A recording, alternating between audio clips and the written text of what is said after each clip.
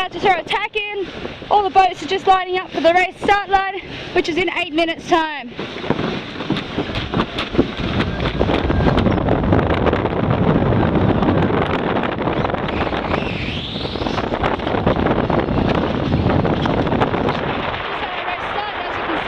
Boats ahead of us wasn't our best, but for some reason we need a little warming up today, but we're still in front.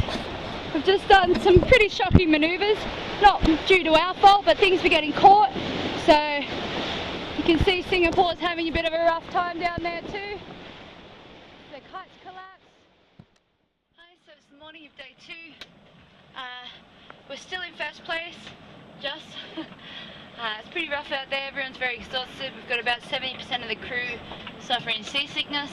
Half of that number are bedridden, so very short on crew at the moment until everyone gets back into sailing in strong weather and with some swell. And yeah, still first place, we're just trucking along. We're still holding the lead for our area. Team Finland's trying to come higher than us and overtake us, but we're not quite there yet. Hopefully the wind should veer around as planned and we tack them, but we're tacking in front of them. Really good. As you can see here, we're still just grey.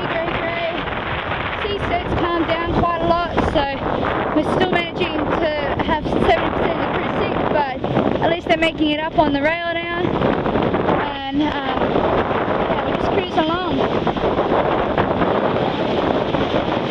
Okay, so it's just past midnight in the morning of day 4 at sea. I am just going to bed, just getting off watch. Very tired. We've still got lots of the crew seasick, so I mean, it means lots of the jobs are getting done by just 2 or 3 people rather than shared amongst the whole watch. So it's wearing people down a little bit. We've got a whole bunch of diesel that's getting spilt into our bilges, so as we're trying to clean the bilges out, diesel's just getting trekked all through the boat, so it's super slippery. So I've just spent the last 10 minutes or so scrubbing the floorboards at midnight. Welcome to ocean racing. So it's 8 o'clock at night on day 4 at sea. We have entered into a bit of a high pressure system here. There's a bit of a high pressure ridge we have to get across before we can get the next low on the other side and get some wind. So if you have a look at the sea state, it's actually really calm at the moment, which is a great relief for those who've been seasick. They're actually on deck and functioning and not throwing up. And yeah, it lets everyone just sort of catch up a little bit. But unfortunately, it makes it really slow. We've got winds that have been down to as low as 4 knots. Currently we've got about 8 knots of wind, and we're just cruising along under Yankee 1 and full main with the staysail. We're still in first place. We've got about 10 nautical mile lead, and holding that strongly, but it just depends on these weather shifts. Every day when we get a group file, it's like a completely new weather setup than the day before, so it's really hard to sort of place ourselves in a positive area when the weather's shifting so constantly. So we just have to get through this section, and then hopefully it'll be a bit more stable on the other side and we'll be able to race hard. Okay, so it's about 6:30 in the morning on day 5 at sea, and the latest scan showed us at 17 nautical miles ahead, so that's awesome. Team Finland seem to have just fallen into a bit of a hole, and the rest of the fleet seem to be following them. Okay, so it's the morning of day 6 at sea at 7 AM. We've been on watch since 4 AM. Last night, just before we went to bed, we got some fantastic news. We have increased our lead up to 56 nautical miles, and Team Finland, or Visit Finland, the boat just behind us, they have fallen back and now they're level with Yorkshire, and the rest of the fleet is about 100 miles back. So that's just awesome. It seems they've all stopped in that high pressure system that we had yesterday, while we managed to just scrape through with the spinnaker up and getting the wind seeker out here and there and just trimming as hard as we can. So we got through that. We've had steady 20 knots all night, and this morning it's dropped back down to about 15 knots. Okay, so sunset on day 6. It's about 10 o'clock at night. That's the sunset there.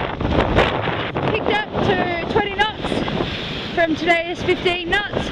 And we've got one reef in the mainsail, the Yankee 2 up, gusting up to 27 knots. big low pressure system coming right up behind us. Hi, so it's midnight. We're just going off watch. Been on watch since 8 PM.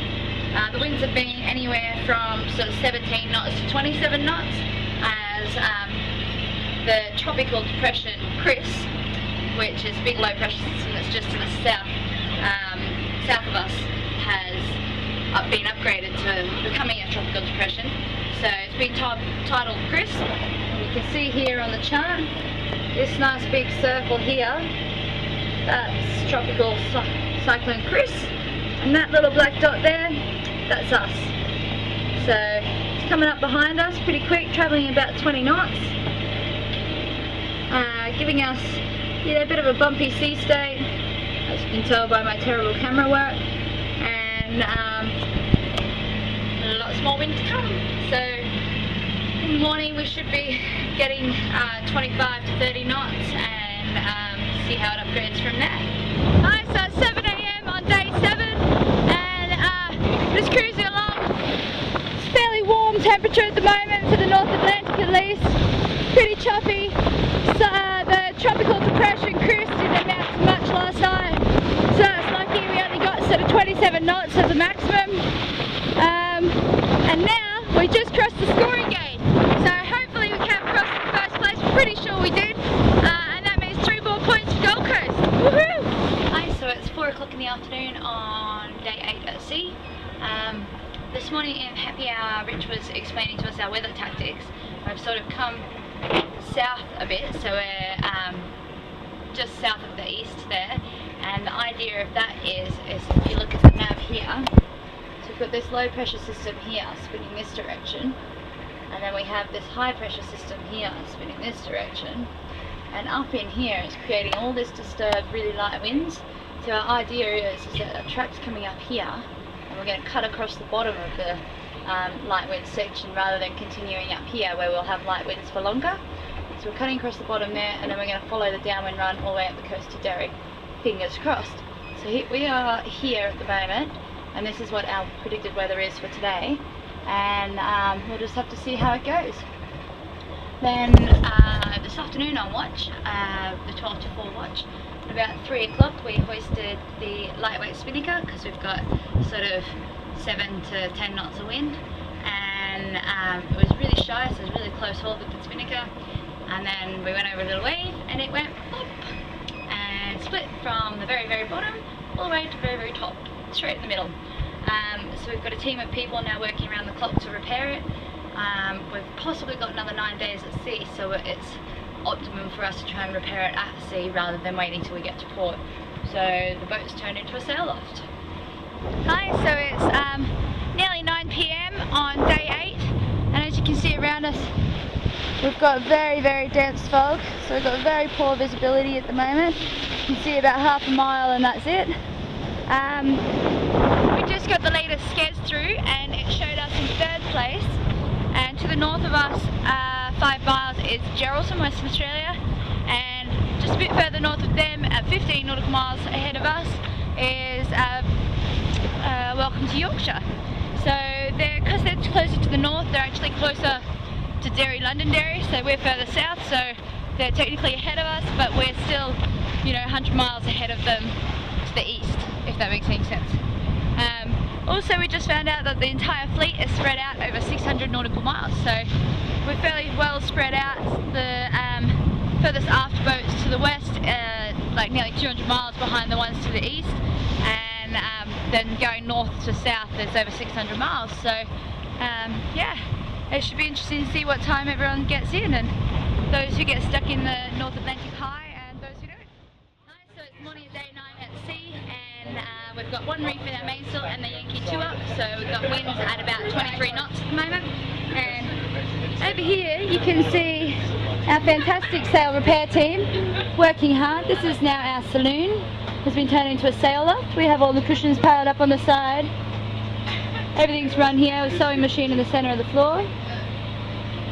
We've been working round the clock. We've got 2 groups of people doing a couple hours on, a couple hours off, so on and so forth until the job's completed. So well done, sail repair team. Thank you. So it's day 10 at sea. This morning at 5 o'clock this morning we hoisted the heavyweight spinnaker in about 20-25 knots of wind, and throughout the day the wind's abated slightly, and so now we've got anywhere between 13 knots of wind and 18 knots of wind, and we have our medium weight spinnaker up. We've had very thick fog all day, so our sort of viewing levels has been reduced to 300 metres. We had a ship pass us at 2 nautical miles and couldn't see it to save our life, so we're lucky we have radar. The sewing repair team have been amazing.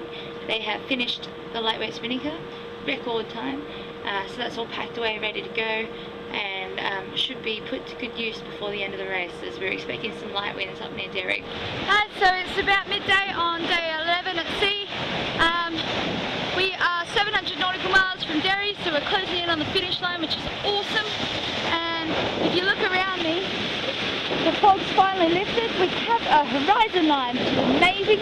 We haven't had one for a few days. We've been living in like a little 1 mile long bubble of fog, so that's wonderful, but you can still see the sky is very grey and very dull and boring, and we really want some sunshine, but that's not to happen just yet. The weather looks really good for our approach to Derry, and we're moving up the lines of the fleet very quickly, and have increased our lead on everybody, so we're now at an amazing 89 nautical mile lead. At the moment we have our medium weight spinnaker up. You can see the lovely Gold Coast Australia branding there. Just flying along at 10 knots under kite, and are trying to make best ground to Derry. So it's the evening of day 13 at sea, sailing along under the medium weight spinnaker. It's just what's changed at the moment. We're finally moving again. It felt like we weren't going anywhere when I got up on deck, but we've got a nice healthy boat speed, as you can see by the wake there. And over here we have, for the first time, well, almost the first time this trip, an actual sunset. Other than that, we've had heavy fog all day, rain. Gross weather. But we're less than 200 nautical miles to the finish, which is awesome, so we should get in some stage tomorrow. And still in first place with a 19.6 nautical mile lead. It's 12:30 in the morning on day 15 at sea. We have been getting wind hole, and then a little bit of wind, and then more wind holes, and then a bit of wind, and so on and so forth for the last 30 miles to the finish. We are now 10 miles away, and just snagged a lobster pot, so that stopped us dead in our tracks, and took us about half an hour to shake free of that, sailing backwards, which is something it's quite difficult to do, even though it should be easy. Anyway, we just shook that free just before Rich went to jump in the water to cut it free, so that's good. And yeah, 10 miles to go. Hi, so it's 2 o'clock in the morning for us, but 4 o'clock local time. We just crossed the finish line. You can see here we actually have a flotilla of people that have come out of their beds early in the morning to welcome us in. We had the Coast Guard here, gave us a bottle of whiskey, and another boat gave us a bottle of champagne. They've been very lovely already. We're very excited to get in.